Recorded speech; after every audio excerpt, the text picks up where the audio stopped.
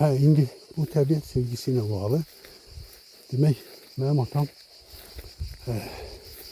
meşələrdə, kənd ətrafı meşələrdə, Pircahan, Alqulu arasında və bu meşələrdə cavanlıqdan bəri meyvə calamaq, meyvə peyvənd eləmək, ağaçları peyvənd eləmək məsələsi onun sevdiyi məşğuliyyətlərdən biridir.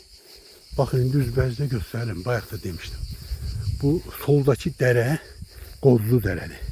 O dərə boyu o qədər qoz ağacı var ki, o dərənin lap başı o, orada ortada bir açıqlıq görürsünüz. Orada alçalı yal deyirlər, alça. Orada da o dərədə çoxlu alça var. Ora mənim babam, ora Seyidin binəsi də deyirlər. Orada babalarım orada, Seyid Məşədi Mirəli babam orada, oranın yurt yeriymiş. Seyid babamdan əvvəl, çox əvvəl. Bax o dərə, o qozlu dərədə. Bir xeyli bu dərənin aşağısında bir hardasa 300-500 metr yuxarıda atam bir alma ağacı calamışdı və onu qorumuşdu. Hələ burada kənddə poçt müdürü olmamışdan qabaq bir qadir olanda tez-tez buralara gəzib, nəzarət edib qorumuşdu, heç kimə qoymurdu ki, o ağacı qırsınlar. Birində sağdakı dərə, Qarameşə dərəsində, yenə elə eyni istiqamətdə, orada da bir ağac. Hər ikisi yay almasıydı, belə böyük almalar oldu.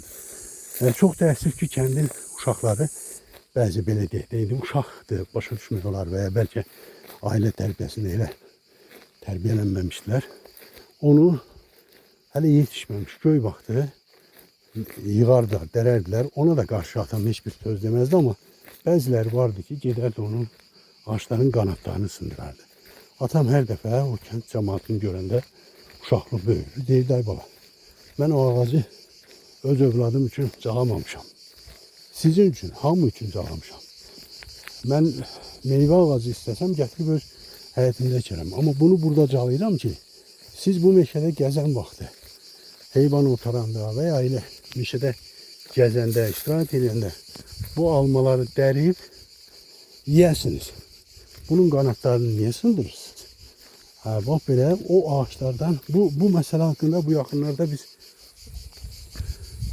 mən gəldim Muğdar dərəyə, dediyim o atamın caladığı ağaçlar bu dərənin yuxarı hissəsində, biri qozlu dərədə, biri də onlar yəqin ki, indi də durar. Əgər indi erməni sındırmayıbsa və ya qurumayıbsa, o ağaçlar biz Laçın işğal olunanda onlar hələ də dururdular və hər il meyvə verirdilər.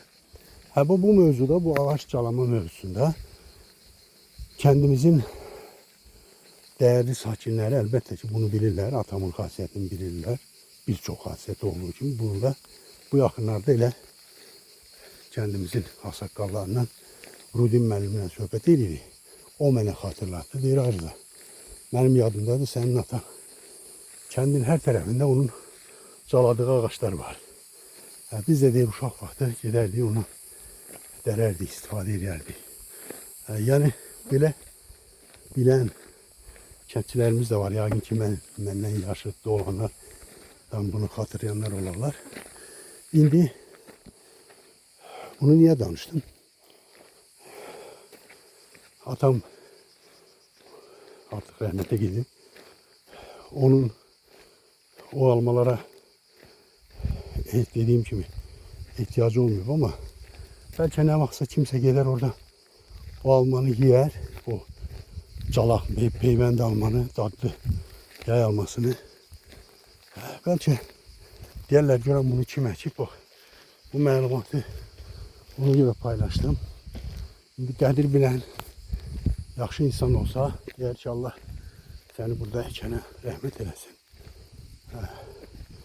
İnsanın özündən sonra dünyada qalacağı tək şey onun əməlləridir.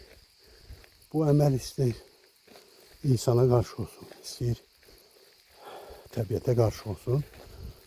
İnsan gərək elə əməl eləsin ki, o öldükdən sonra da xatırlansın.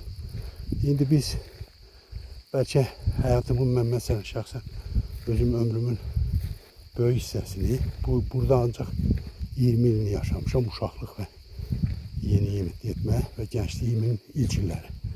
Amma sonraki həyatımı şəhərdə yaşamışam. belə işlərlə çox yadda qala bilmirəm bəlkə. Amma mən də öz çapımda, öz miqyasımda çalışmışam ki, neysə insanlara az da olsa faydam olsun. İndi bu yol məsələsinə gəldik. Yol, mən artıq Böyük Qayaya doğru gəlirəm. Bayaq sizə çəkmişdim. Aşağıda bizim şəlaləmiz. Bu yolun, hələ mən lap uşaqdım. Bu yolda demək olar ki, atam hər il bir iməclik təşkil edərdi, yığardı bu cəmaatı.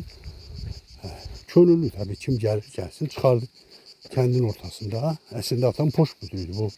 O əvvəlki demirəm, bir qadir olanda bəlkə buna administrativ olaraq hüququ da vardı, səlahiyyəti vardı, amma poşt müdürü olanda əslində buna heç səlahiyyəti də yoxdu, amma könüllü olaraq insanları yığardı və hər il, bax bu gördüyünüz Böyük Qaya dediğimiz oradır, bizim qəbristanlıq yolunun ən təhlükəli hissəsidir.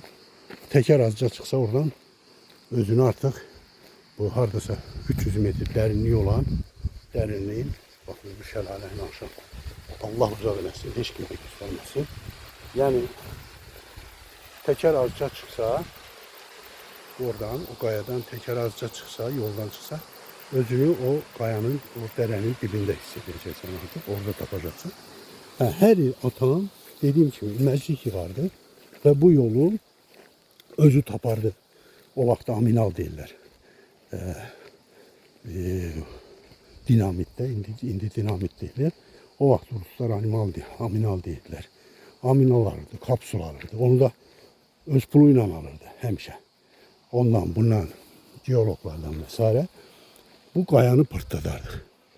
Bu qayanı partlatma işi yine özü təşkil edirdi. Texniki, o deşiyi açırdılar, orada doldururdular aminalı, kapsul koyup sonra cemaat kaçırdı kenara ve atam onu hardasa bir 50-100 metre aralda şunurla enerji verip onu partladı. O hadise olanda biz kendinin o tarafında, o gördüğünüz kuru ağaç var.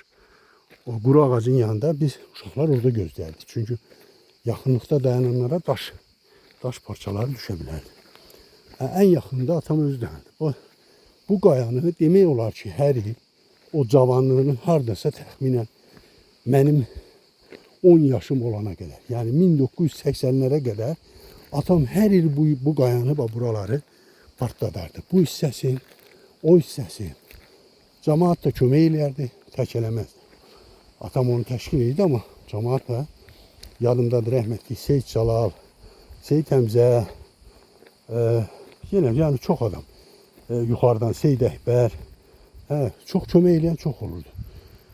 Bak buraları, bak bu gördüyünüz hissəni partladardı. Xüsusilə bu hissə. Görürsünüz, uzun müddətli maşın getmir. Bura biraz artıq ensizləşib. İndi hələ uşaqlar bir balaca düzəldiblər, amma yenə də təhlükə var. Enli maşınlar gedəndə istər-istəməz təkər buna sürüşə bilər. Bak buranın partladı və bu yolu partladandan sonra da bellə, kürəklə buraları enlədirdilər. Hər il, yəni 80-ci illərə qədər mənim yadıma gələn atam hər il bunu təşkil edir. Bəs sonra atam artıq bu işə yəqin ki sonra çox fikir vermədi. Amma yol da heç çox indiki kimi təhlükəli değildi. Yolda çünki gediş-gəliş olduğu üçün öz vəziyyətini qoruyurdu. İndi ona görə təbii ki bu yolun indi bu halda olması təbiidir. Burada yaşayış yok, bir şey yok. İndi 2 ildir ki burada bəzi adamlar heyvan saxlayır. Gediş-gəliş az da olsa var. Ona qədər burada heç yaşayış da olmadığı için bu yoldan istifadə olunmuyor. Amma dediğim kimi bak, rəhmətli atam hər il bu yolları, bu yol kəndin el yoludur, güney yoludur. Buranın işlək vəziyyətdə qalması üçün əlindən gələni eləyir. Allah xeyir əməl sahiblərinin hamısına rəhmət eləsin. Bu videoda adım çəkdiyim, atama və adım çəkdiyim və çəkmədiyim xeyir əməl sahibi insanlara, bu gözəl işlərin görülməsində iştirak edənlərə rəhmət eləsin. Amin.